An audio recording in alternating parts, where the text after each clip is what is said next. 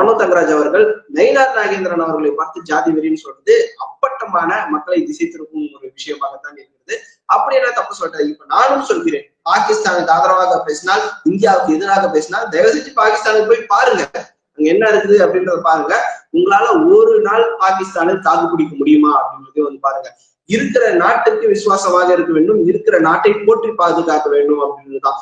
பாகிஸ்தான்ல இருக்கிற பாகிஸ்தானி கூட அவன் நாட்டுக்கு விசுவாசமா இருப்பான். ஆனா இங்க இருக்கிறவங்க பாகிஸ்தானுக்கு விசுவாசமா இருக்கிறதா நம்மளால தாங்க முடியல.